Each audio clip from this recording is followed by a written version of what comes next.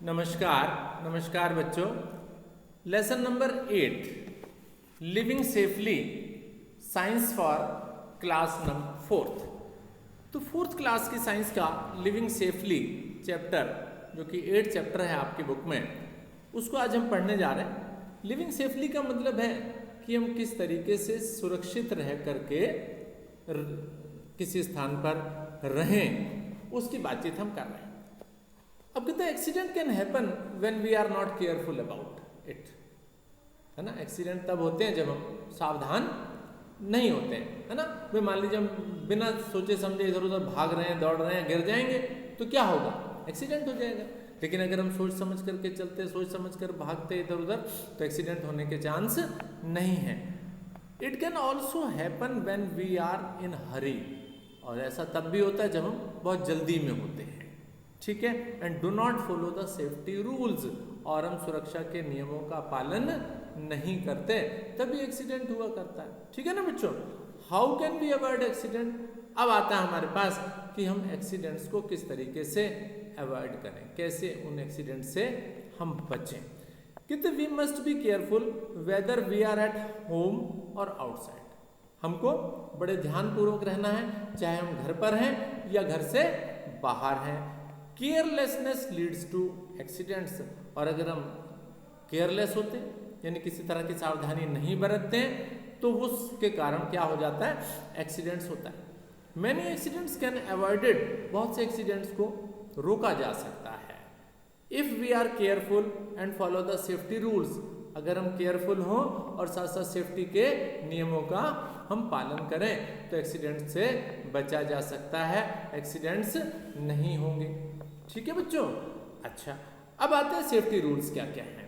Safety rules में उसने लिखा कि द बी अलर्ट, एक तो बिल्कुल चौकन्ने रहो, सावधान रहो, कहीं पर भी अगर आपने जाना है या किसी भी जगह काम कर रहे हैं तो बड़े चौकन्ने होकर के ध्यानपूर्वक आपको काम करिए। अवॉइड बीइंग ओवर कॉन्फिडेंट, और बहुत ज़्यादा ओवर कॉन्फिडेंट भी ना हो जाओ, है ना। ये ना हो जाओ कि नहीं जी मेरे से तो ये सब कुछ हो जाएगा, मैं अच्छे से कर लूँगा, नहीं जी। तो इसलिए सब चीज़ों को बिल्कुल ध्यान में रख करके आपको काम करने होते हैं, ठीक है बच्चों। उसके बाद बी प्रॉपरली ड्रेस्ड, और आपके कपड़े भी सही पहने हुए होने चाहिए, ठीक है ना। वे मान लीजिए आप किचन के अंदर काम कर रहे हैं, किचन के अंदर आप काम कर रहे हैं, और किचन के अंदर अगर आप काम कर रहे हैं तो कपड़े कुछ इस तरीके के मत पहनिए कि जो आग जल्दी से पकड़ लें, ठीक है ना। तो ये चीज़ें भी आपको ध्यान रखनी है। Some other safety rules are mention given below, और कुछ और सेफ्टी के नियम आपको बताए जा रहे हैं। वो क्या, सेफ्टी एट होम, सबसे पहले आपसे बताया जा रहा है कि आप अगर अपने घर पर हैं तो क्या क्या सावधानियां आपको बरतनी चाहिए। कि तो do not run in the house, अपने घर के अंदर बेवजह के मत भागो। If the floors have just been mopped, अगर पोछा अगर फर्श पर लगा है तो आप ऐसा ना करो कि भी जल्दी से भाग रहे हैं, भागोगे तो क्या करो होगा, फिसल जाओगे। तो आपसे कहता है कि अगर घर के अंदर पोछा लगा है तो आप बिना मजा के तेजी के साथ मत दौड़ो, इट इज वेट, गीला है ये, you can easily slip on it, आप इसके ऊपर फिसल जाओगे। Do not run in a room, कमरे के अंदर भी मत भागो। While running you might bump into the furniture and get hurt, कमरे के अंदर भी भागोगे, हो सकता है किसी बेड से टकरा जाओ, किसी सोफे से टकरा जाओ, किसी चेयर से टकरा जाओ, जिसे हम फर्नीचर कहते हैं, उससे टकरा जाओगे तो आपको क्या हो जाएगी, चोट लग जाएगी। यूज ए स्टेप लैडर और a stool to reach the something place high, अगर कोई चीज़ ऊंची रखी है आपने उसको उठाना है तो आप क्या करो, या तो एक सीढ़ी का इस्तेमाल कर लो, छोटी सी सीढ़ी आती है, या फिर किसी स्टूल पर खड़े होकर के बड़े आराम से उस पर उसको उठा लो, ठीक है ना। तो ये आप घर पर अपनी सेफ्टी कर सकते हैं। अब घर के अंदर टॉयलेट की बात आती है जी, safety in the toilet and bathroom, toilet bathroom के अंदर भी कई बार फिसल जाते हैं तो कहा जाता है वहां पर भी हमको सेफ्टी का ध्यान रखना है। Make sure you do not wet the whole bathroom, if it is wet dry it by using wiper, कहता है आप अगर कहीं बाथरूम में नहा रहे हैं या किसी प्रकार का थोड़ा सा पानी का काम कर रहे हैं तो सारे को गीला मत कर दो एकदम से, ठीक है। और अगर गीला हो भी गया है तो उसको वाइपर से अच्छे से साफ कर दो या पोछा लगा दो उसके ऊपर, ठीक है। Do not leave the soap and shampoo on the toilet और बाथरूम फ्लोर, साबुन को या शैम्पू को बाथरूम के फर्श पर मत गिराओ, क्योंकि हो सकता है आपके बाद कोई और आए और वो देखे नहीं, गिर जाए, फिसल जाए, तो इसलिए आप कोशिश करो उसको बाथरूम के फर्श पर ना गिराएं आप, ठीक है ना बच्चों। अब कहते हैं वाइल स्विचिंग ऑन और ऑफ द इलेक्ट्रिकल आइटम्स। अब बाथरूम के अंदर आपके स्विच भी लगे हुए होते हैं, गीजर भी लगा हुआ होता है, तो उस गीजर को भी अगर आप ऑन ऑफ करें तो कहते हैं गीले हाथों से ना करें, है ना। Make sure your hands are completely dry, कि आपके हाथ बिल्कुल सूखे हुए हैं, and you are not standing on the wet floor, और आप गीले फर्श पर भी नहीं खड़े, ठीक है। आपको बाथरूम के अंदर अगर कोई बिजली का कोई चीज है तो उसको आप स्विच ऑन या ऑफ करते समय आप ये बातों को ध्यान रखें, ठीक है। और अगर करना भी पड़े तो आपके पैरों के अंदर रबड़ की चप्पल होनी चाहिए, सूखी हुई होनी चाहिए, ताकि आपको करंट ना लग जाए, ठीक है ना बच्चों। Very good.